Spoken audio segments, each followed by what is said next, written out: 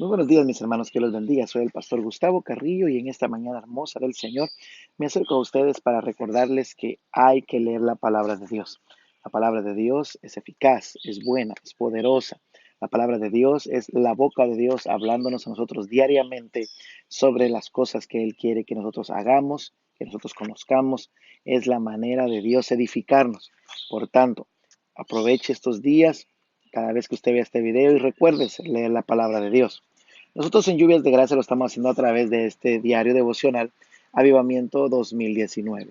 A través de este diario estamos llevando una lectura bíblica, un capítulo al día, leyendo así todo el Nuevo Testamento en el año. Hoy corresponde la lectura para el día 14, viernes 14 de junio, y vamos a estar leyendo Gálatas capítulo 3. Y en Gálatas capítulo 3, como podemos leer a través de su palabra, podemos ver cómo Pablo continúa hablando de lo que habló en los primeros dos capítulos.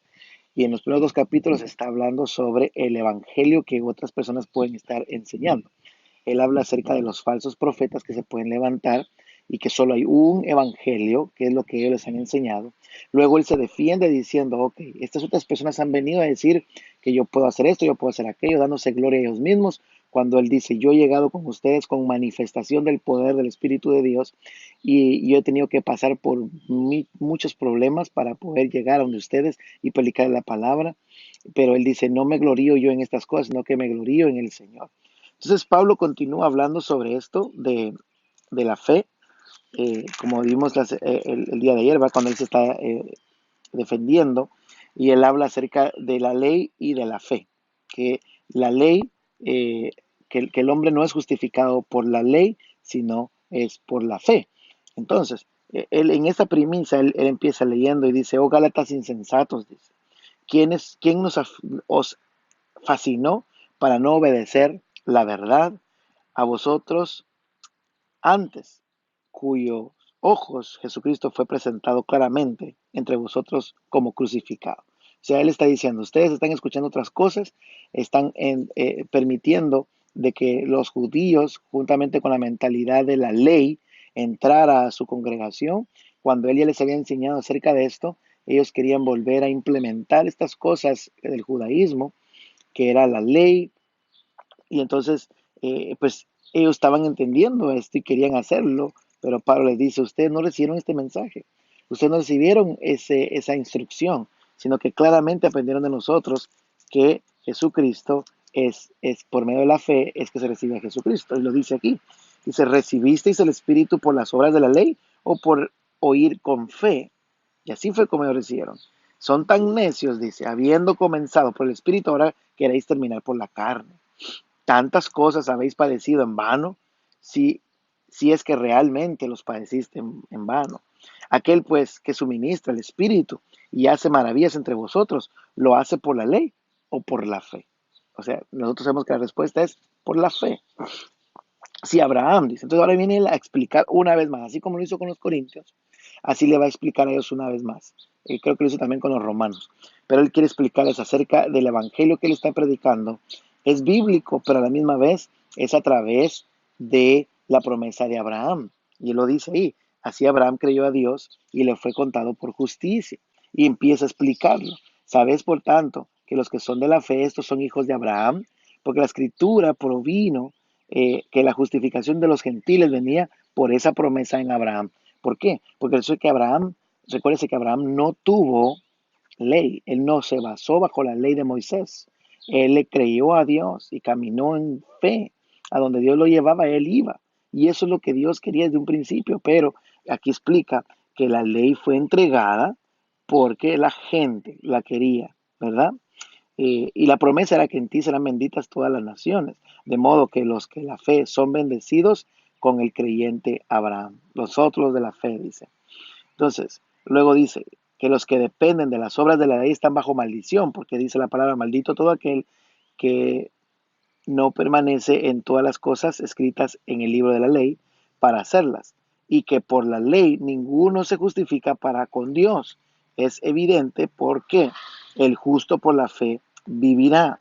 Entonces, maldito todo aquel que no permaneciere en todas las cosas escritas en el libro de la ley. Si hay una maldición para el que no hace la ley.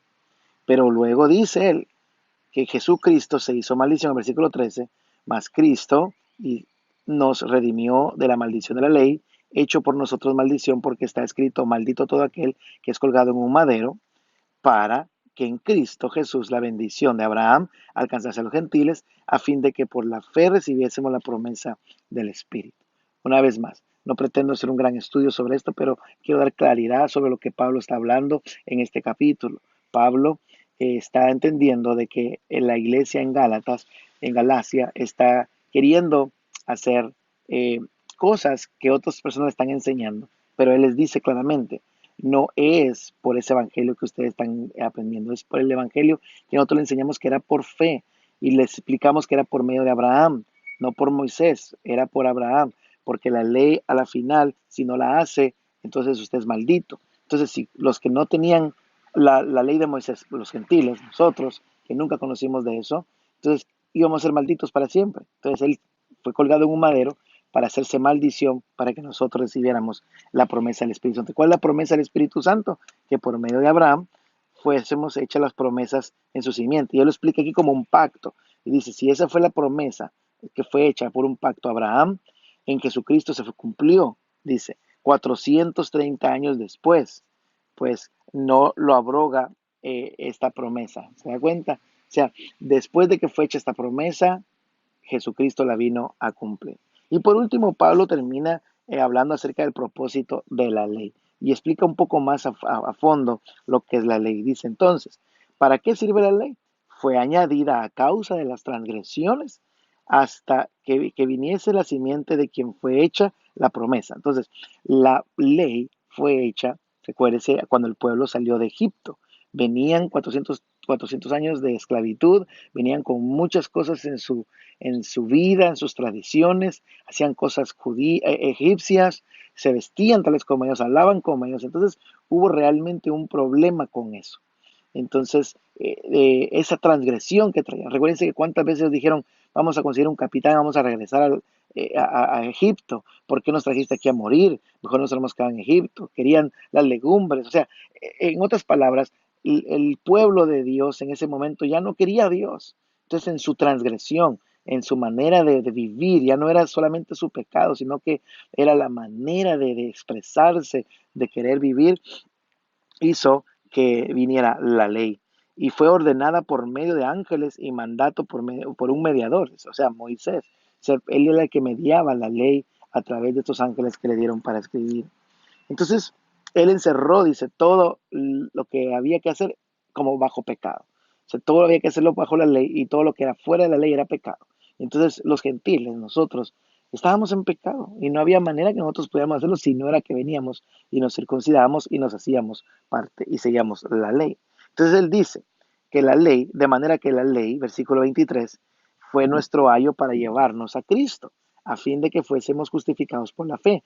Pero venida la fe, venido Jesucristo, haber resucitado y haber enviado el tiempo de la gracia, haber enviado el Espíritu Santo, ya no estamos bajo ese ayo, pues todos sois hijos de Dios por la fe en Cristo Jesús.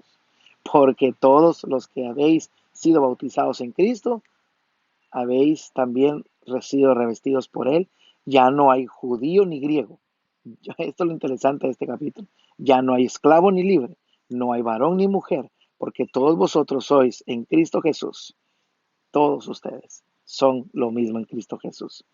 Si vosotros sois de Cristo, ciertamente el linaje de Abraham, están ustedes.